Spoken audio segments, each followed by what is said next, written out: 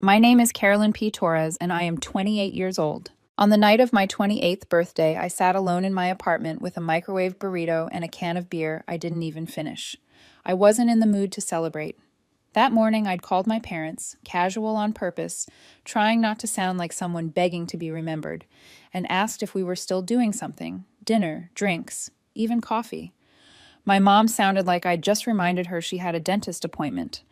She said she'd check with Amanda and get back to me. She never did. By evening, I stopped checking my phone.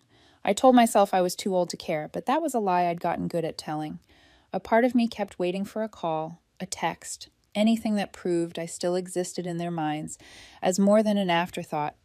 I tried to distract myself, cleaned the kitchen, turned on a show, scrolled until my eyes hurt, but the quiet kept expanding, and every minute felt like proof. At 9:47 p.m., my phone buzzed with a message from Sarah, a coworker who had a strange talent for being in the right place at the wrong time.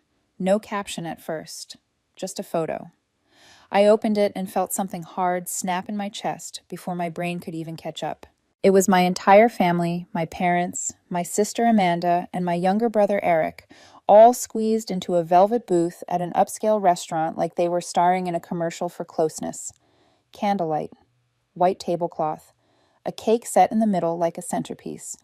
Their faces were bright with the kind of smiles people save for cameras, the kind that say, "Look how happy we are, look how together we are, look how proud we are." On my birthday, I had to zoom in on the cake to believe what I was seeing.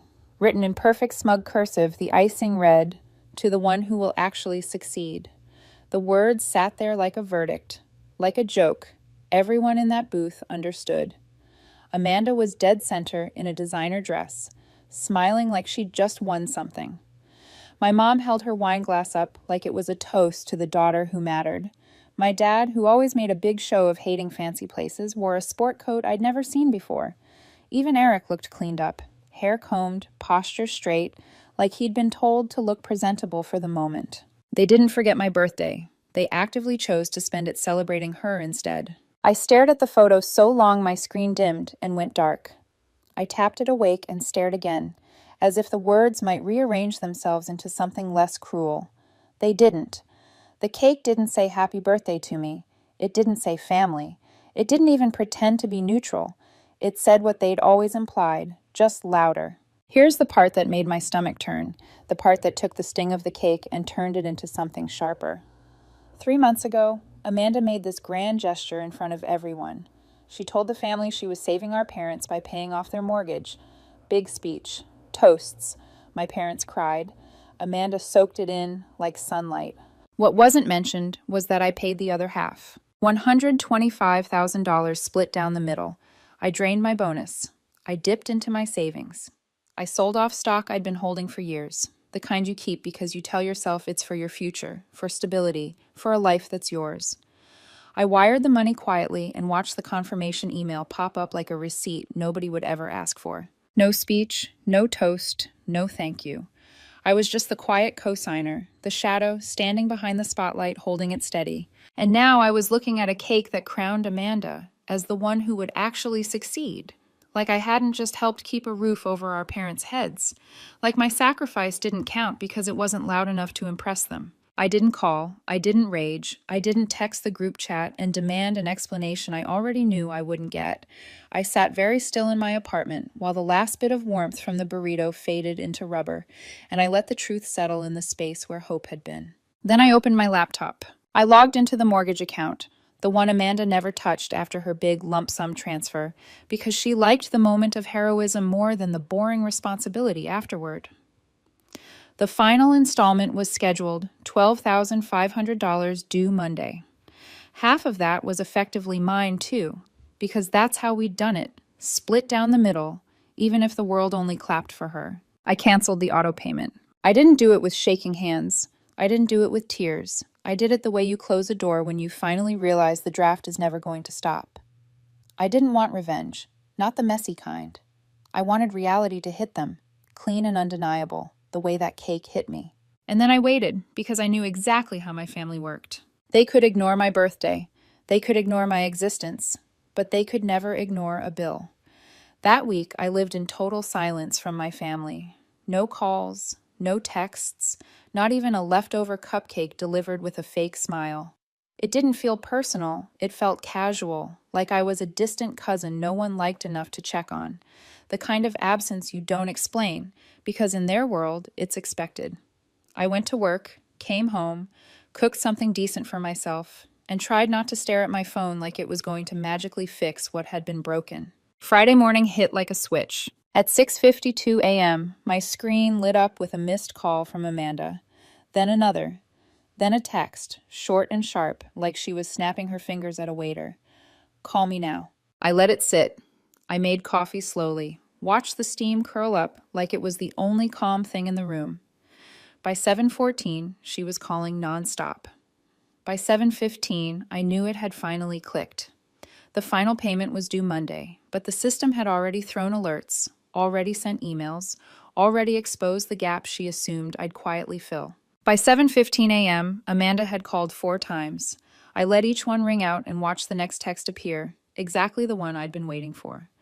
Did you mess with the mortgage account? No greeting, no build-up, straight to the point. I didn't answer. A minute later, another one. The payment didn't go through. You said you'd handle this. What are you doing? You said, not asked, not can you. You said, like my role was a contract she could enforce just by believing in it hard enough. I turned off notifications and put the phone face down on the kitchen table. I made eggs. I took a shower. I opened the window and let the July air in.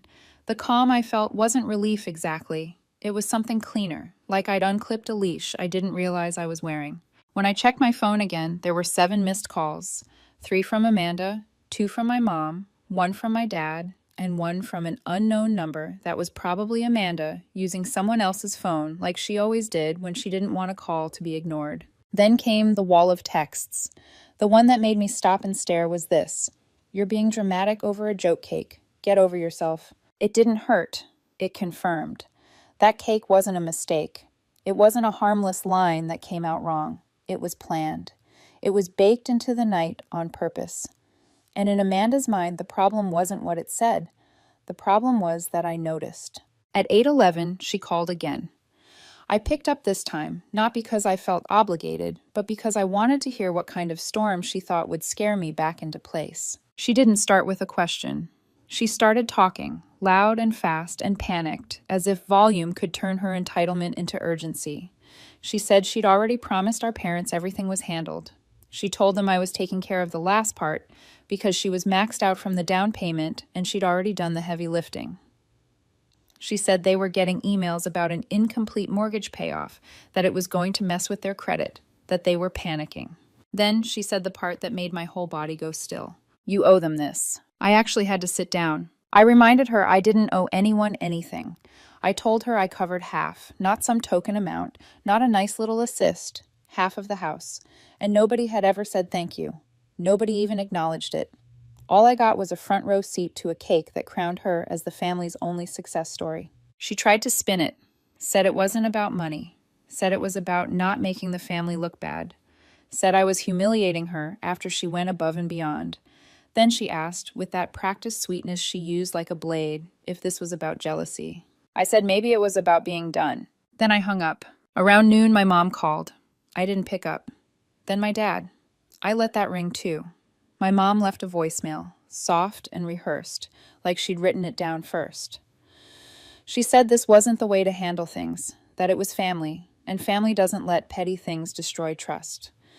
Then she said Amanda had already done so much, and maybe I was struggling to find my way in life, but that didn't mean I had to take it out on her. That one actually made me laugh, a sharp little sound in my empty kitchen. Then came my dad's text. Not a call, just a cold line. This isn't how we raised you. That was the first time I felt anger all day. Because yes, it was. This was exactly how they raised me. To be useful, to be quiet, to hold the camera while Amanda took the bow, to be the backup plan, the second wallet, the one who quietly makes the problem go away, so no one has to look too closely. By evening, Amanda was in full meltdown mode. She sent a photo of the overdue notice, then a 5-paragraph essay about how I made her look like a fraud, how I betrayed her, how I was selfish. I didn't respond. I went out, bought myself a decent dinner, and watched a movie alone in my apartment. For the first time in years, I didn't feel like the family disappointment. I felt like the only one with a clear head. But deep down, I knew Amanda wouldn't let this end with silence. Amanda was used to getting her way, and when she didn't, she made it everyone's problem. The next morning, just before 9, someone knocked on my door. Not a call, not a warning text, just a solid knock that didn't go away. I checked the peephole and saw Eric standing there holding 2 coffees like he thought this was going to be a friendly catch-up. I opened the door but didn't say anything. He handed me one of the coffees anyway and stepped inside like I'd invited him. He didn't waste time easing into it. He said Amanda was spiraling, that she'd been up half the night pacing our parents' living room, saying she couldn't believe I'd pulled something like this, that she was humiliated. He didn't sound angry. He sounded uncomfortable, like someone who'd been dragged into a mess that wasn't his and wanted out. He tried to soften it. He said maybe Amanda didn't mean to exclude me. Maybe the cake was just a joke that came out wrong. Maybe I'd made my point and now I could just send the payment so everyone could move on. He said it like peace was something you could buy back with a transfer and a smile. I asked him one question. When you saw that cake, did you think about me at all? He didn't answer. He said he didn't want to be in the middle, that he just came to see if we could smooth it over before Mom and Dad got more involved, that Amanda was already saying she'd have to pay the full thing now, and our parents were talking about dipping into their emergency fund because they thought I was having some kind of breakdown. I told him I wasn't having a breakdown. I told him I was done being the safety net nobody ever thanked. I told him I'd done my part, and Amanda could do hers. He nodded slowly, like he wanted to argue, but knew he didn't have anything to stand on. He left without finishing his coffee. By mid-afternoon, my phone buzzed with the family group chat. It was rare. Usually my parents preferred to keep things private, by which they meant silent when it came to me. The message started with, "We need to have a serious conversation." Then it slid straight into a revisionist version of everything that had happened. According to them, Amanda had paid the majority of the mortgage and I had simply helped. They said they appreciated my contribution, but felt disappointed that I was now using it as leverage. They said Amanda had carried the weight for the family and that I needed to stop disrupting everything over a personal issue. I didn't reply with words. I sent a screenshot of the exact $125,000 I wired to the mortgage company, dated and time-stamped. Then another screenshot of the canceled auto payment for the last $12,500. Then I sent one short message. Stop pretending this is about family. It's about control. Handle the rest yourselves. The chat went dead after that. Around 9 that night, Amanda called again. I didn't answer, but this time she left a voicemail. Her voice wasn't panicked anymore. It was cold. She said she was paying the final amount herself since apparently no one else could be relied on. She said she was tired of being attacked every time she tried to do something good. She said she was done talking to me permanently. It should have hit me. It didn't. She thought cutting me off was a punishment. It wasn't. It felt like freedom. Amanda paid the final $12,500 the next day. No message. Just a screenshot of the confirmation email sent at 6:04 in the morning, followed by one last line. Fixed it. You're welcome. By 6:05, I was blocked. I figured that was it. The closing credits. She rage paid the remainder, scrubbed me from her digital world, and now we could all go back to pretending we were just distant relatives who didn't talk much. It felt over. Clean. Then 3 days later, my parents showed up at my apartment. No warning, no call. I was on the couch eating leftover pasta when I heard the knock. I checked the peephole, half expecting a delivery. Instead, my dad stood there with his arms crossed, my mom behind him, holding her purse like she was walking into a courtroom. They didn't wait to be invited in. My dad stepped inside first, scanning the room like he was checking for damage. My mom followed with a tight smile and pulled a folded document from her bag. I thought it might be an apology or an invitation to talk. It wasn't. At the top it read, Family Settlement Understanding. Below that were neat paragraphs of legal-sounding language stating that Amanda had fulfilled all financial obligations toward the mortgage and that I was to formally acknowledge her full contribution and refrain from misrepresenting my personal role in the matter to other family members. They wanted me to sign something saying Amanda had done everything and I had been background noise. Worse, they wanted it in writing. I asked my dad if he was serious. He said this was just to keep the peace, that Amanda was still hurt, that I'd escalated things unnecessarily. Then he said something I won't forget. He said, "Maybe you're just not equipped to understand what real sacrifice looks like." I asked him if $125,000 looked like a lack of sacrifice. He looked away. My mom sighed and said, "It's not always about the money, Carolyn. Sometimes it's about grace." Grace. I told them to leave. As they got to the door, my dad said it low, like a warning. He said Amanda was considering legal options if I kept dragging her name through the mud, that what I was doing could be seen as slander, that I should think carefully about how far I wanted to take this. I told him if Amanda wanted lawyers, I'd happily send mine every receipt, every transfer, every timestamped transaction that proved exactly who paid what. I told him I'd enjoy it. They left without saying goodbye. That weekend, my phone started lighting up with messages from old classmates and people I hadn't heard from in years. Someone asked if I was okay. Another asked if it was true I'd been institutionalized. Someone else asked if I'd really been cut off by the family. Amanda hadn't gone silent. She'd gone strategic. She was telling people I'd had a breakdown, that I'd sabotaged the mortgage, that she had to step in at the last minute and fix everything because I'd become reckless. None of it was true. It didn't matter. She wasn't trying to convince me. She was trying to bury my side of the story before it ever got heard. And that's when I stopped trying to reason with any of them. Amanda wanted a version of the truth where I didn't exist. So I let her have it. After everything, the party photo, the canceled payment, the threats, and the quiet smear campaign, I expected to feel wrecked. I thought I'd be bitter, paranoid, maybe even ashamed. Instead, what came was silence. And then, strangely, peace. Amanda didn't contact me. She stayed blocked, and she made sure I stayed buried inside whatever version of the truth she was circulating. My parents went radio silent too. No calls, no guilt texts, no veiled warnings. Even Eric backed off. I think he finally understood that I wasn't going to be talked down or worn out anymore. I waited a week, then another. By the third, I realized I felt better than I had in years. It was subtle at first. Things like getting out of bed without that familiar weight of obligation pressing on my chest, sitting in my living room without feeling like I was supposed to be somewhere fixing something for someone else. I went to work, came home, cooked actual meals, read books I'd been meaning to finish. For the first time, my life felt like it belonged to me. The joint mortgage account was the last thing I touched. I logged in one final time, saw Amanda's payment reflected in full, and closed it. I removed the app from my phone, deleted the bookmarks. That account had tied me to them like a leash I didn't realize was there until it was gone. The second it disappeared, I felt lighter, like someone had taken 20 pounds off my shoulders. Nobody thanked me. Nobody reached out to reconcile. And honestly, that was part of the relief. I didn't want reconciliation. I didn't want a forced dinner or a thin apology that came with conditions. I wanted distance. I wanted space. And now, finally, I had it. I stopped talking about Amanda. I stopped replaying conversations in my head. I stopped explaining myself to people who nodded politely and then went back to laughing at her jokes.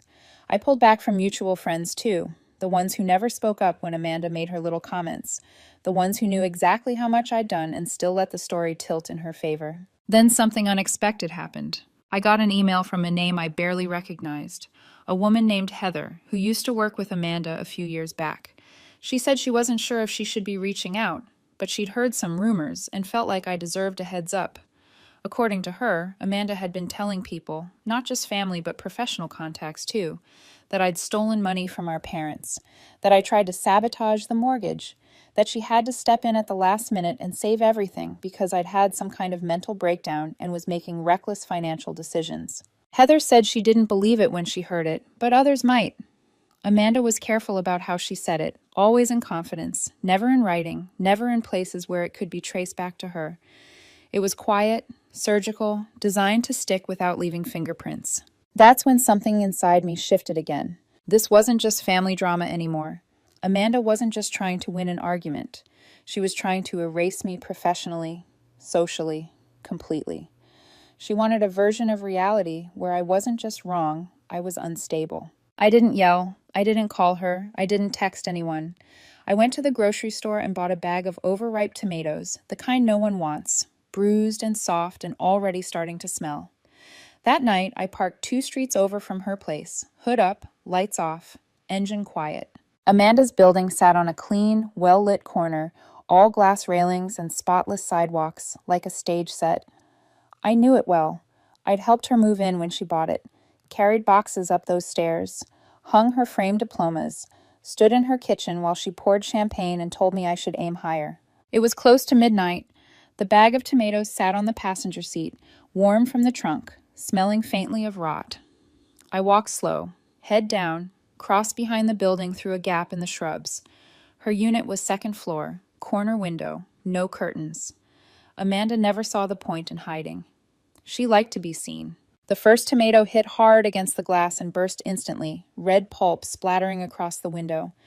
I waited. Nothing. No lights. No movement. The second hit harder, smearing across the center and sliding down in a thick trail. Still nothing. I kept going.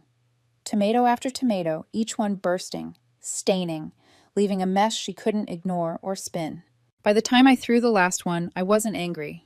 I was calm, focused. I didn't want to break anything. I wanted the mess, the stain, the loss of control. On the walk back to my car, I didn't rush. No one was watching. That part of town was dead quiet, just sprinklers and the occasional passing car. I sat in the driver's seat and looked at my hands, red spots on my knuckles, pulp on my sleeve. It made me laugh, a short, quiet sound. I wiped them off with a napkin and drove home. Amanda never said a word. Amanda never said anything about the tomatoes. No call, no text, no vague post about immaturity or jealousy. But I know she knew it was me. I'm sure she stood there the next morning staring at her spotless glass, scrubbing red streaks off the window, while trying to decide which version of me she was supposed to tell people about now. The unstable one, the jealous one, the cautionary tale she'd been carefully planting in private conversations. The rumors kept drifting back to me anyway, secondhand and soft-edged, like they were embarrassed to exist. Old classmates messaged to check in. A former coworker asked if I was doing okay, in that tone people use when they already believe the worst, but want to sound kind. Someone on LinkedIn sent a message asking if I was getting support. Apparently I'd been drinking heavily. Apparently I'd threatened Amanda. Apparently I'd had some sort of breakdown. None of it was true, but Amanda wasn't trying to convince me. She was trying to build a version of the story where my silence looked like guilt. I didn't correct it. I didn't defend myself. I let people believe whatever fit their need to simplify something they didn't want to understand. Amanda could keep her audience. I didn't need to win the narrative. I just needed out of it. 6 months passed, without a word from her. Nothing from my parents either. Even Eric stopped sending his half-hearted memes and links, like he finally understood there was no neutral ground left. In that time, I took a new job in Denver. I packed up my apartment quietly, sold what I didn't need, donated what I didn't want to carry forward, and left without a goodbye dinner or a dramatic post. I didn't announce anything. I just disappeared from the version of myself they thought they owned. Life slowed down in a way I hadn't realized I was craving. I woke up early because I wanted to, not because anxiety shoved me out of sleep. I cooked meals that weren't rushed. I hiked on weekends. I stopped bracing for texts that only arrived when someone needed something. Nobody called me selfish. Nobody asked me to fix anything. Nobody rewrote my past while I stood there swallowing it. Then, on a Tuesday night, an email landed in my inbox from a name I didn't recognize, a real estate agent from my hometown. The subject line read, "Property inquiry question about recent listing." I almost deleted it, assuming it was spam, but something made me open it. He wrote that he'd been hired to help sell my parents' house and needed clarification on a pre-sale disclosure. He said he didn't want to assume anything, but my name was still tied to the home's equity agreement, and he'd need my signature to proceed. I felt my stomach drop. I opened the attachment, and there it was, a clause I'd completely forgotten about, buried in the paperwork from when Amanda and I helped with the mortgage. If the house was ever sold, profits would be split based on contribution. Amanda and I had both signed it.